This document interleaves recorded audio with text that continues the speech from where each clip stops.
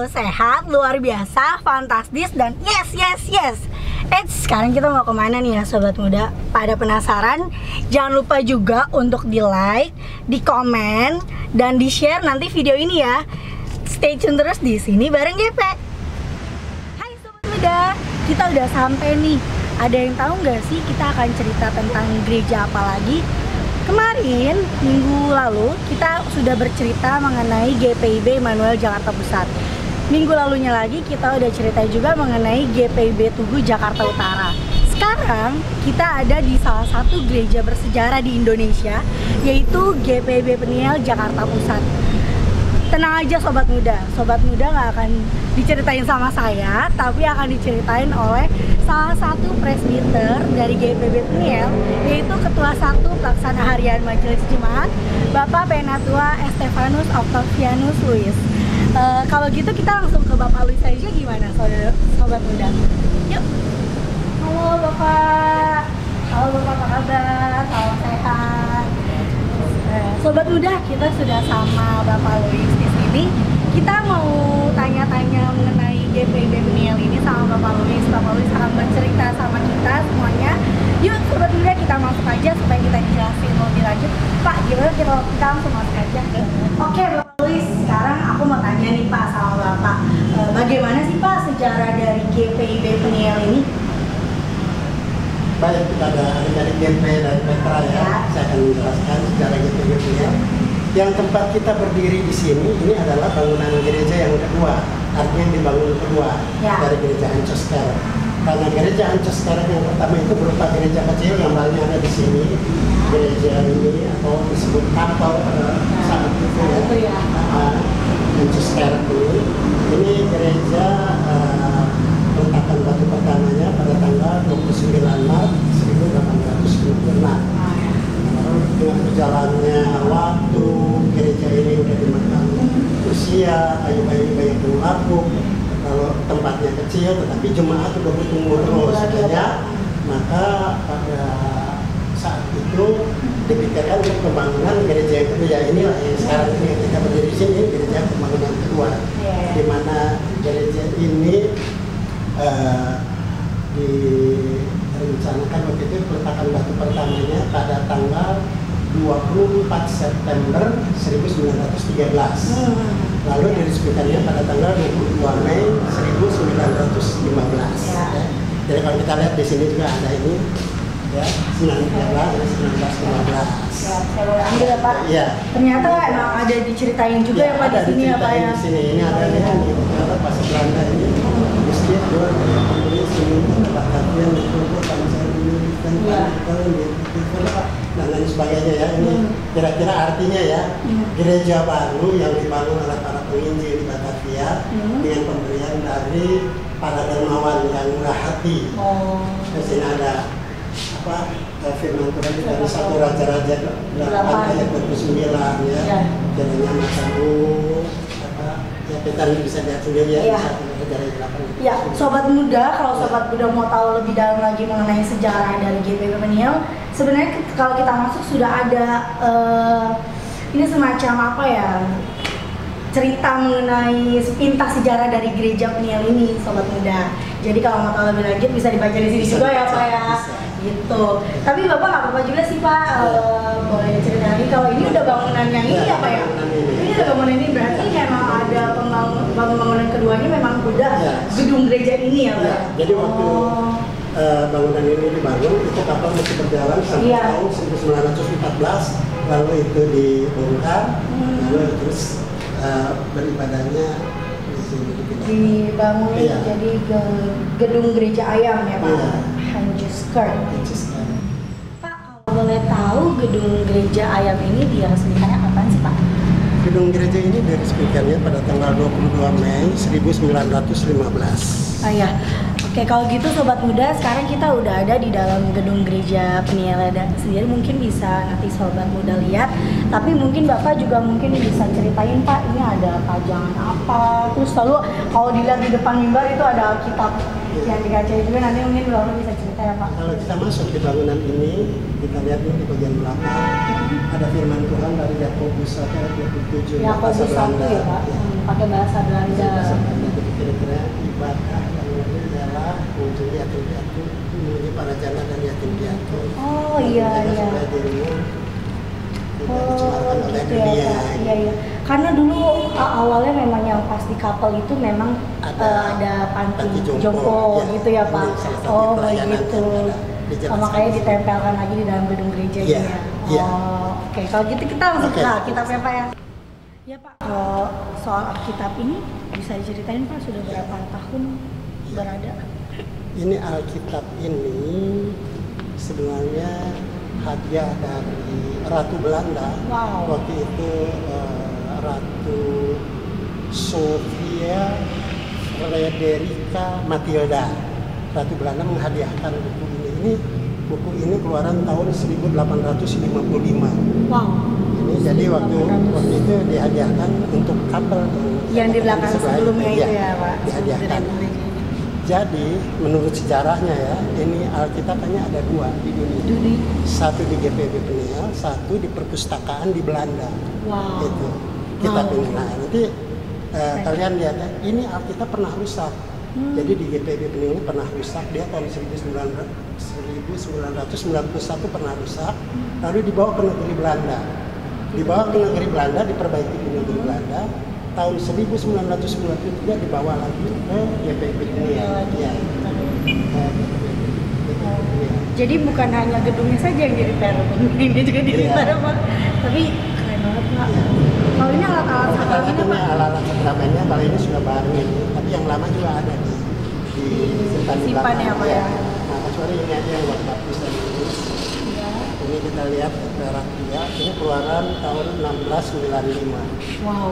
Bisa dilihat di sini ada Yohanes Pembaptis Kristus. Yesus Kristus, Yohanes Pembaptis. Wow.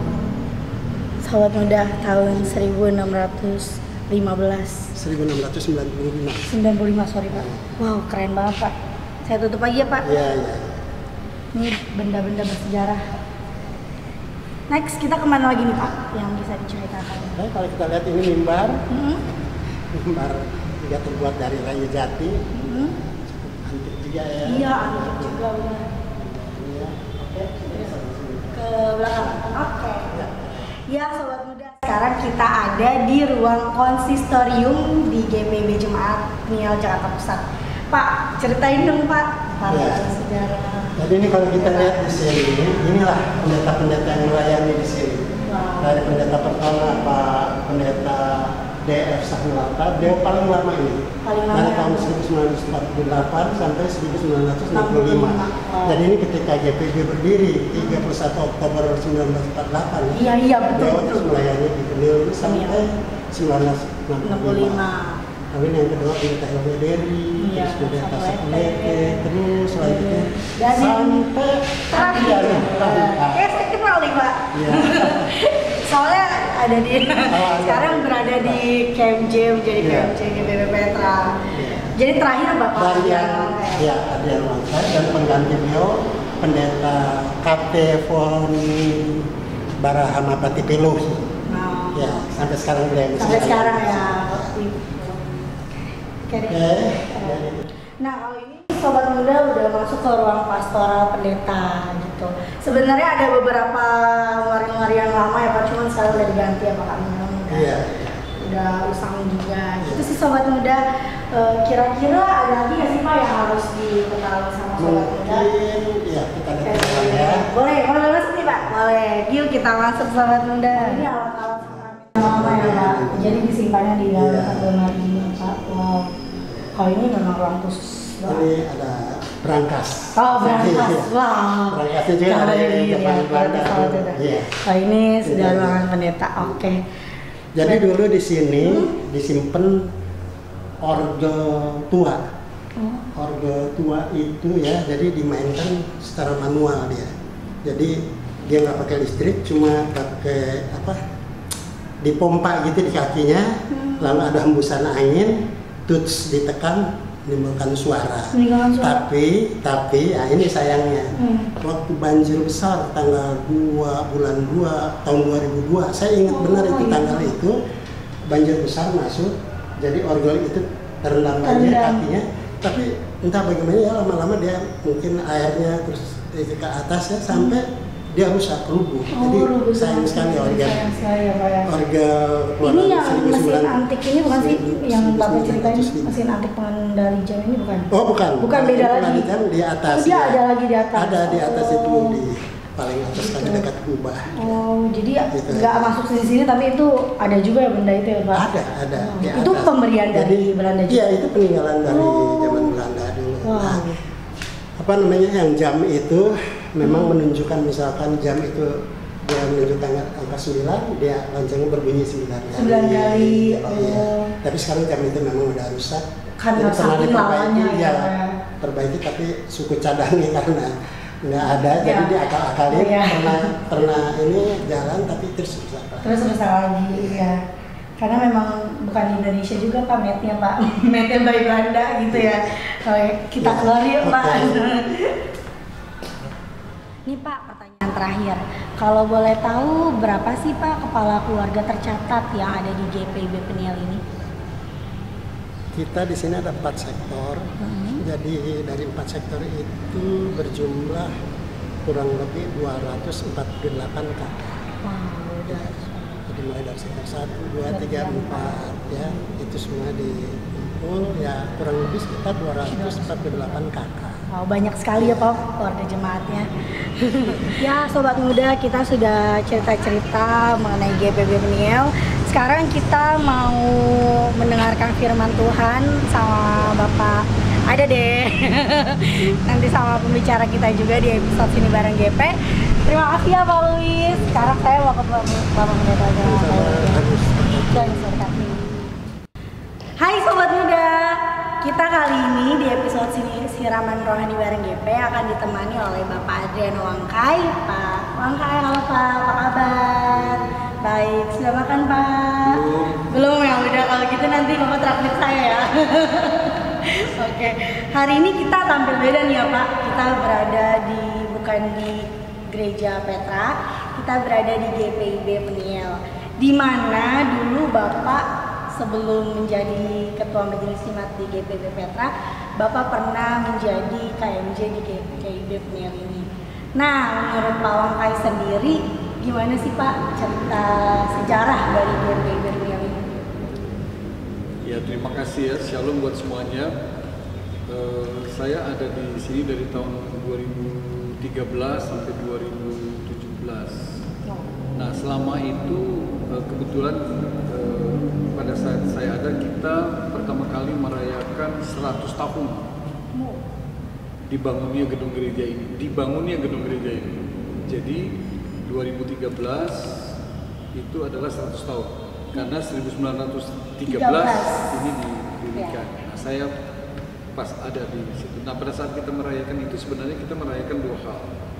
Kenapa berdirinya gedung gereja? Sebelum gedung gereja Peniel ini ada, di kota Jakarta ini ada 7 gedung gereja yang itu yang disebut dengan jemaat mula-mula atau jemaat pertama gereja Protestan. Jadi gereja Paulus di Menteng, gereja Immanuel Gambir, Jatinegara, Bethlehem, lalu Keramat 7, lalu Peniel. Jadi bukan termasuk Sion dengan Tugu, tidak, itu 7 jemaat yang ada di kota Jakarta. Mula-mula. Nah, menariknya adalah Peniel itu merayakan berdirinya 100 tahun. Itu artinya 100 tahun gedung gereja ini dipakai untuk beribadah. Siapa sebenarnya orang yang pertama kali menggunakan gedung gereja ini?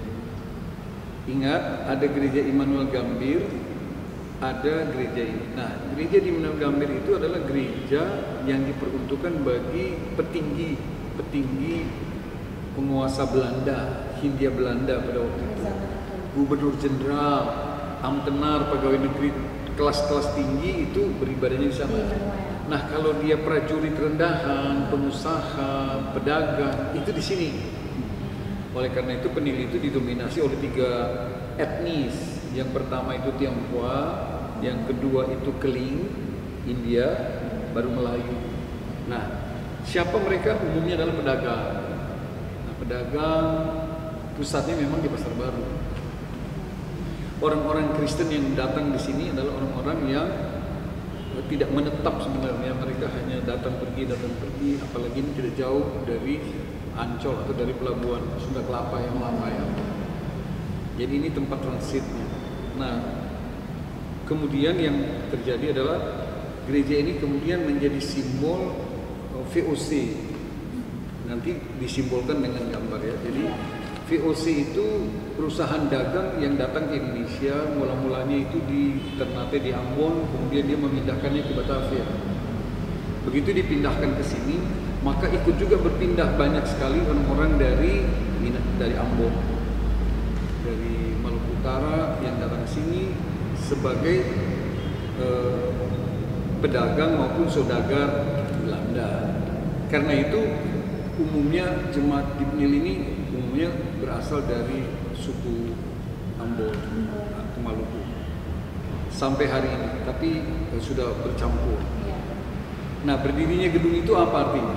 Berdirinya gedung gereja Penil itu artinya 100 tahun gereja ini memberikan kesaksian.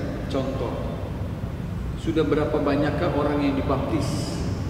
Sudah berapa banyakkah orang yang CD di dalam gedung gereja ini, yang menikah di gedung gereja ini, yang menjadi pengurus pelka?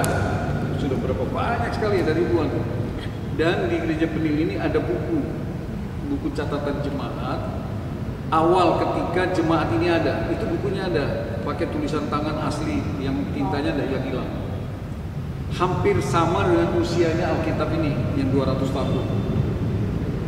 Artinya simbol kehadiran kekristenan di kota Jakarta, di Batavia itu disimbolkan dengan adanya orang Kristen, dan orang Kristen ini tetap tekun, dan ada pemberian Ratu Belanda pada waktu itu, Ratu Matilda namanya. Nah, dialah yang memberikan Alkitab besar.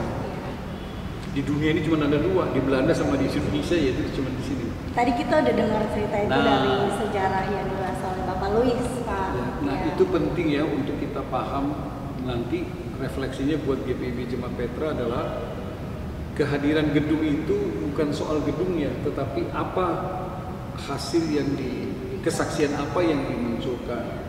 Nah, itu yang mau mengatakan kepada kita, seperti juga nanti pembacaan Alkitab ya. Ada pernyataan iman yang disampaikan bahwa berdirinya gedung ini, nah dia disebut gereja ayam, itu sebagai tanda kesaksian Petrus gitu ya. Tapi sebenarnya itu adalah simbol kritik terhadap gereja Immanuel Gambir. Kenapa? Karena seolah-olah itu gereja yang diperuntukkan hanya bagi para pembesar, petinggi. Kalau di sini yang kaum rendahan. Ini sebenarnya kritiknya. Tapi tidak berarti lalu gereja ini dibangun hanya karena itu, tidak. Tapi memang sebagai umumnya masyarakat pedagang, ingat ya, kaum Keling, orang India, keturunan India, Tionghoa dan Melayu itu hidup berbaur dan dalam satu persekutuan yang sampai hari ini kita masih punya 3 keluarga orang India. Cina masih ada di Penil sampai hari ini, di samping orang-orang Belanda tua. Dan ingat dulu kita di sebelah itu ada POT namanya Perumahan Orang Tua, Panti Jompo istilahnya. Nah, sekarang sudah pindah ke Bintaro. Nah, itu tanda bahwa kehadiran gedung gereja ini di tengah-tengah masyarakat itu jadi berkah. Itu istilahnya. Sehingga disebut di sebelah jalannya namanya Jalan Gereja Ayam. Artinya orang kenal gereja. Dia mereknya apa, mau GPIB atau apa, tapi itu gereja. Nah, itu menunjukkan bahwa gereja itu hadir membawa menjadi berkat. Pak, ceritain juga dong Pak simbol-simbol dari jendela. Ada 6 simbol ya, 7 sama yang kecil. 6 itu memberikan simbol seperti yang saya katakan tadi. Ya. Pertama, kehadiran gereja itu di tengah masyarakat. Misi utamanya itu adalah memberitakan firman, itu gambar Alkitab di kanan bawah. Kesaksiannya dinyatakan lewat ayam berkokok, itu ayam yang di tengah, makanya disebut gereja ayam. Tetapi dia terus seperti angsa ya, bebek itu yang berenang dalam kehidupan di tengah-tengah masyarakat, tapi dia tetap punya identitas gitu ya. Lalu ada burung merpati, simbol kehadiran Tuhan melalui Roh Kudus terhadap gerejanya. Lalu ketiga itu bunga lili, itu simbol kesejahteraan. Ingat para pedagang yang ada dan tinggal yang mencari nafkah. Gereja ini membuka pintu, membuka kehidupan bagi warga di sekitarnya. Sedangkan yang terakhir, gambar perahu itu menunjukkan gereja ini terus mengembara terlepas dari waktu. Jadi dia tidak mengenal waktu, dia terus berlayar. Dan di dalamnya itu ada persekutuan umat yang tinggal. Nah, itu simbol kehadiran misi gereja. Tapi gambar yang terakhir yang seperti lilin itu sebenarnya pedang. Itu simbol VOC. Itu gambar itu sebenarnya yang diambil jadi Monas. Jadi Monas itu bukan gambar lilin.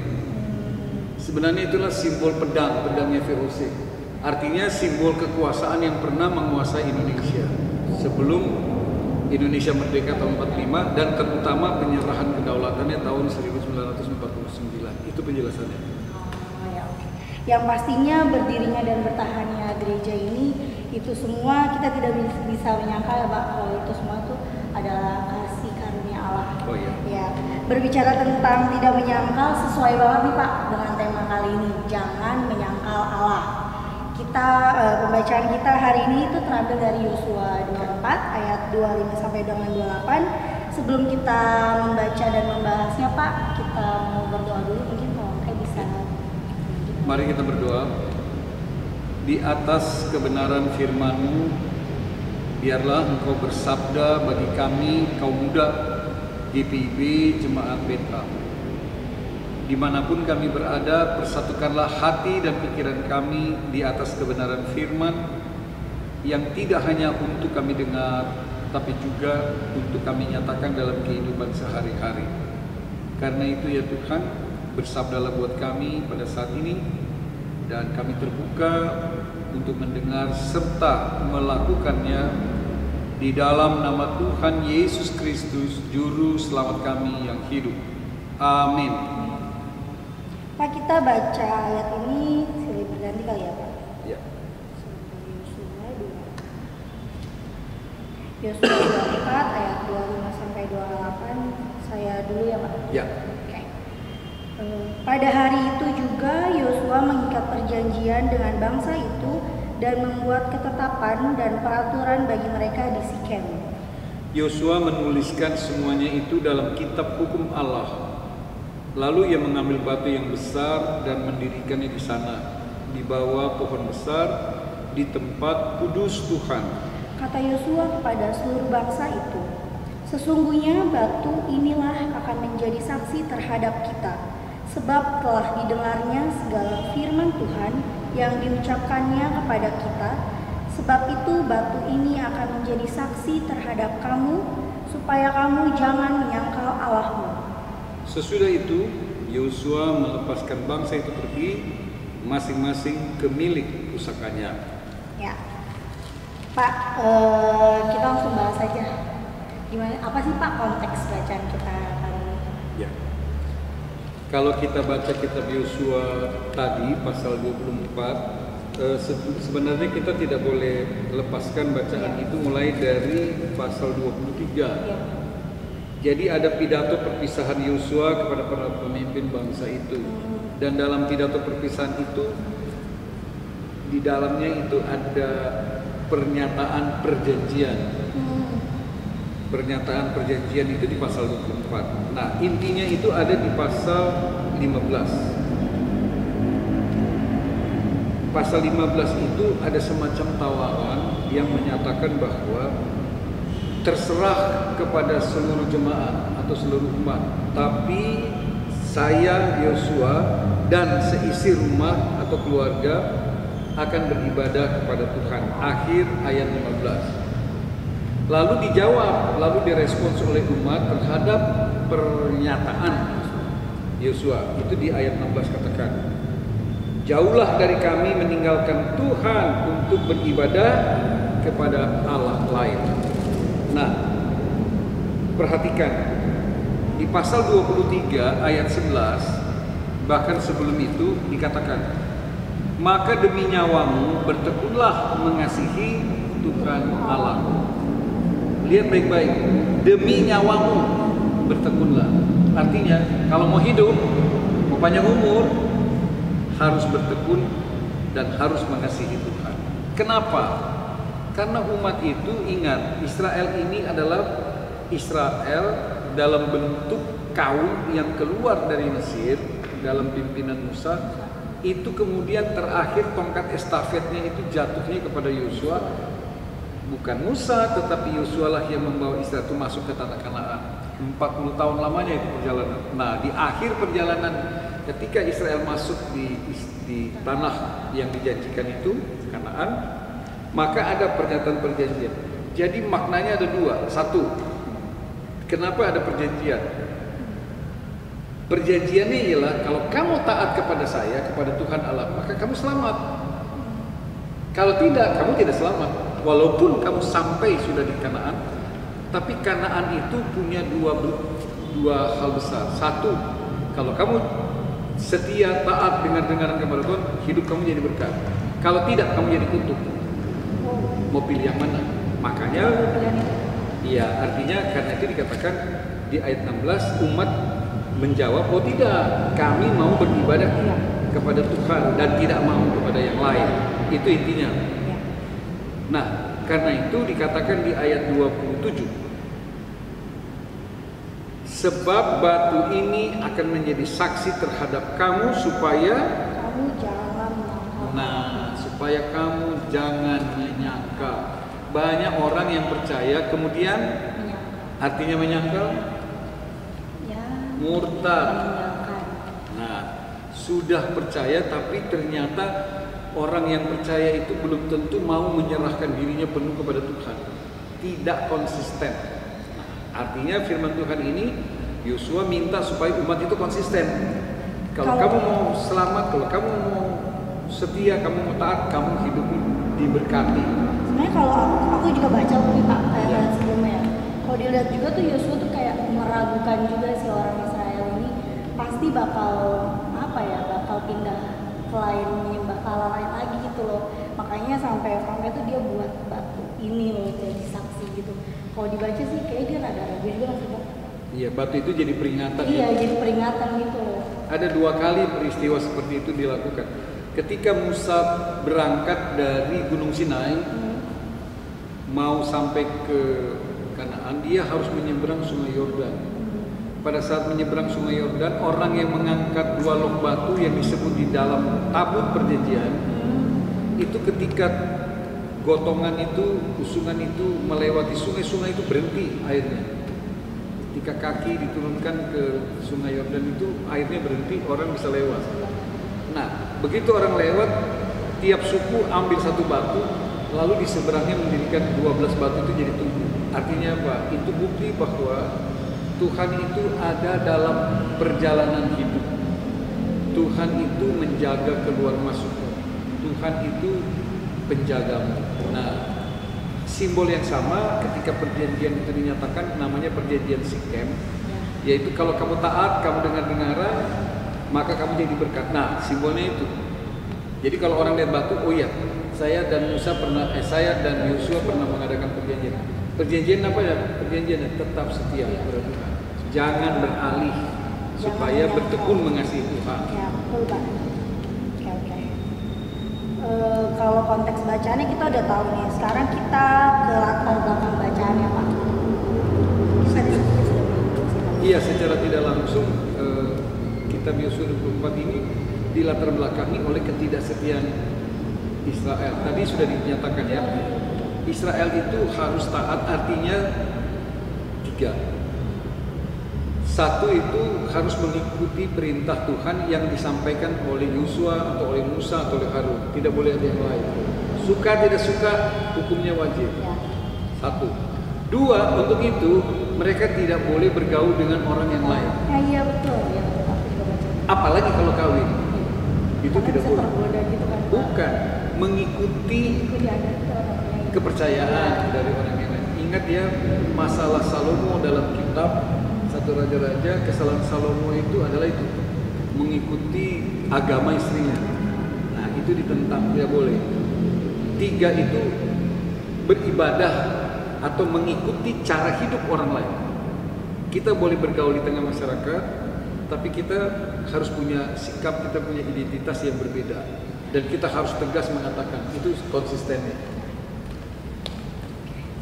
Nah, kalau itu ditempatkan dalam konteks sekarang, apa sih maknanya kalau ditanya latar belakangnya itu dengan kaitannya dengan persekutuan gerakan pemuda?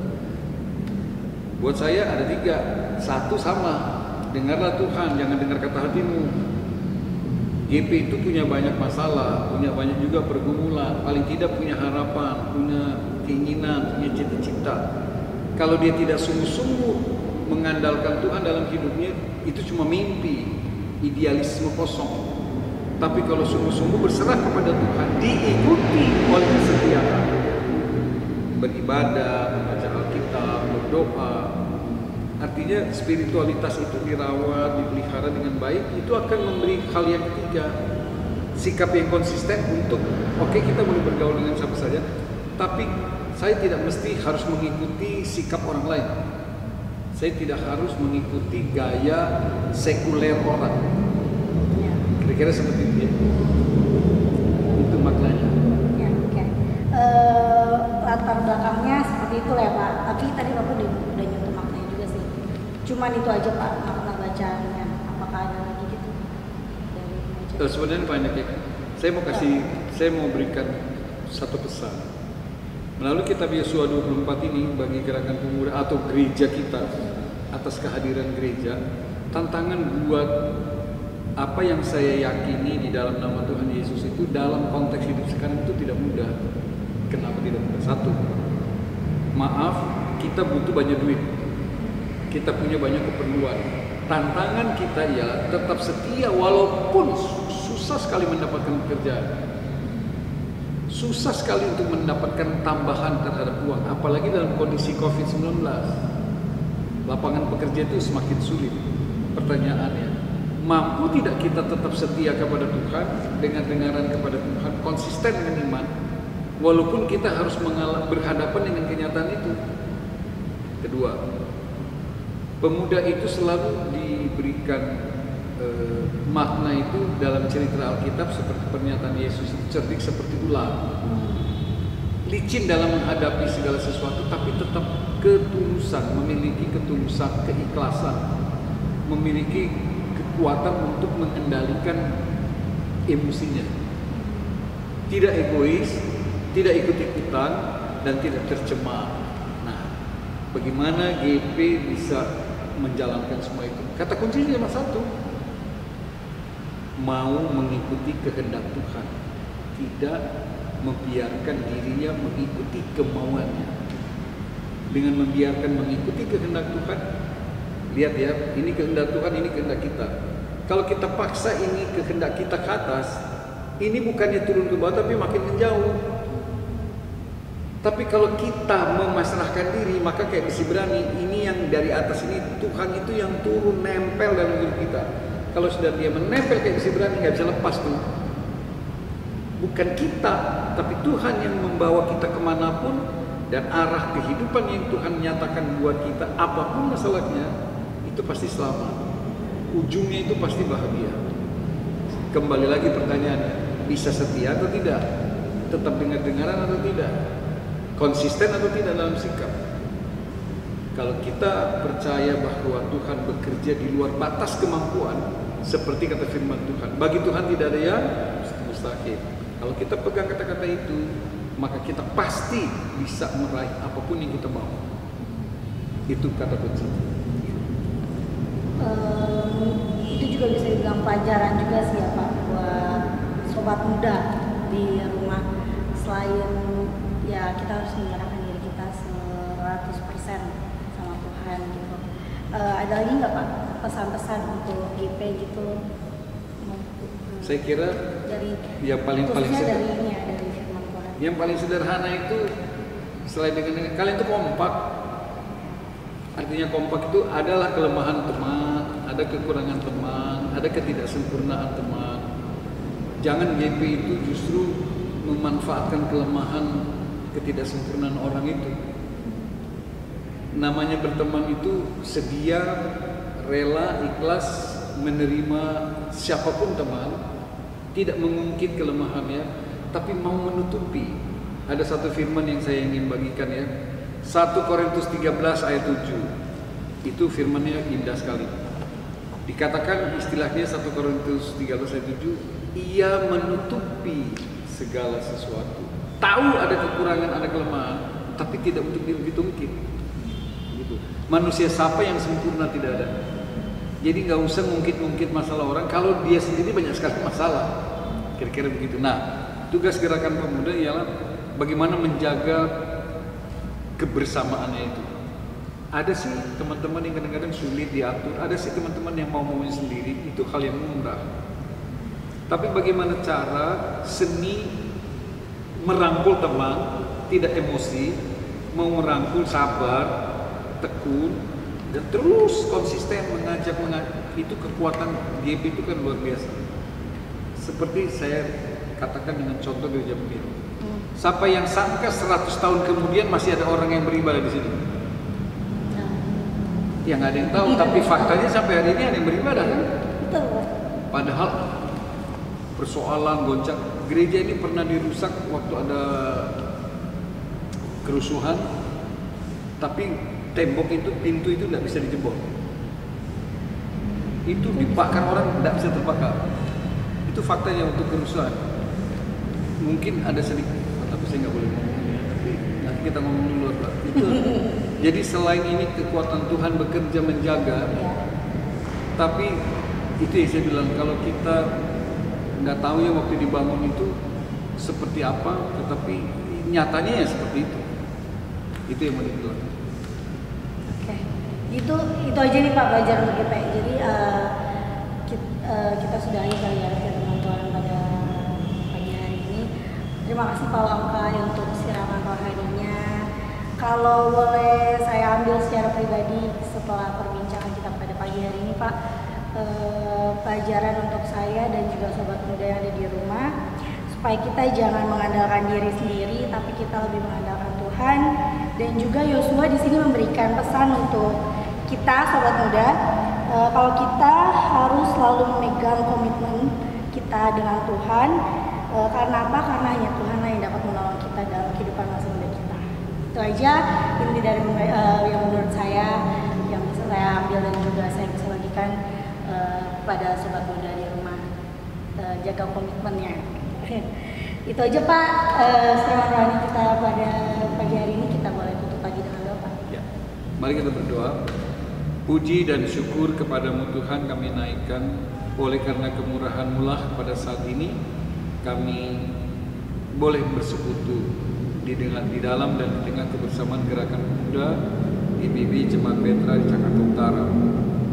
Dan ketika kami ada di gedung gereja Peniel di Jakarta Pusat, kami ingat kemurahan Tuhan melalui sejarah yang tidak hanya membangun gedung gereja ini 100 tahun lebih berdiri sejak tahun 1913 hingga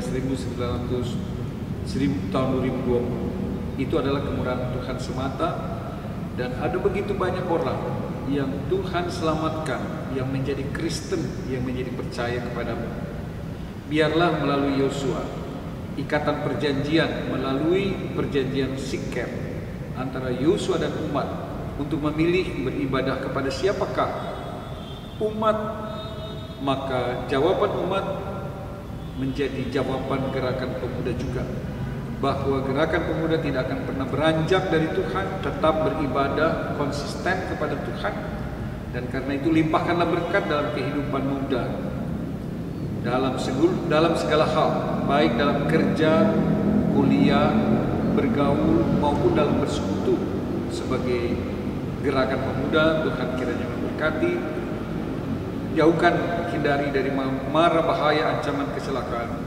Pelihara persekutuan Gerakan Pemuda, baik secara pribadi di rumah masing-masing, secara sektoral di masing-masing sektor, maupun pada tingkat jemaat. Tuhan berkati melalui program ini, kami senantiasa dipersatukan terus oleh Tuhan dimanapun Gerakan Pemuda ini ada. Ada firman yang mempersatukan kami, baik kami yang berada di GPIB Jemaat Mil maupun di rumah masing-masing. Terima kasih Bapa di surga. Kami ingat buat teman-teman gerakan pemuda yang sakit, Tuhan sembuhkan, Tuhan pulihkan. Pekerjaan yang dinantikan Tuhan buka. Berkati pergaulan pada masa muda-mudi. Tuhan berkati orang tua kami, kakak adik kami. Tuhan berkati GPIB Jemaat Petra.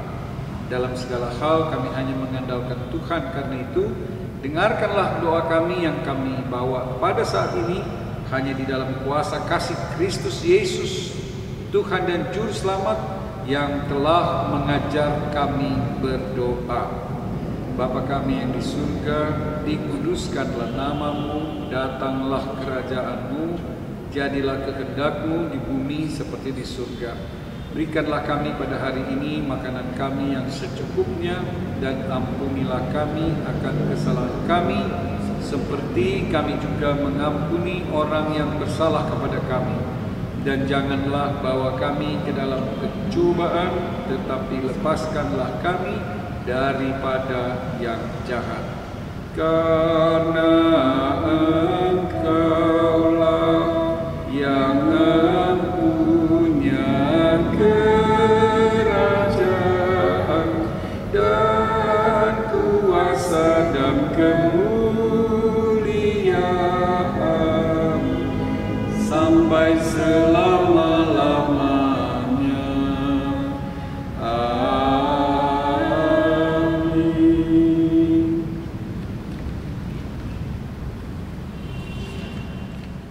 Terima kasih Sobat Muda yang sudah mendengarkan di sini bareng GP, Siraman Rohani bareng GP di episode kali ini. Sampai bertemu kembali di episode minggu depan, pastinya setiap hari Sabtu jam 9 pagi di channel YouTube Gerakan Pemuda Petra. Dadah, see you, God memberkati. Dadah Pak. Sudah nonton kan keseruan di episode sini bareng GP kali ini? Banyak pelajaran yang udah kita sama-sama dengarkan Sobat Muda. Penasaran dengan episode minggu depan? Jadi jangan lupa untuk di like, di komen, dan juga di share video ini supaya makin banyak yang terberkati. Jangan lupa juga untuk di subscribe dan nyalain loncengnya supaya kalau ada video baru kalian terus up to date. Dadah!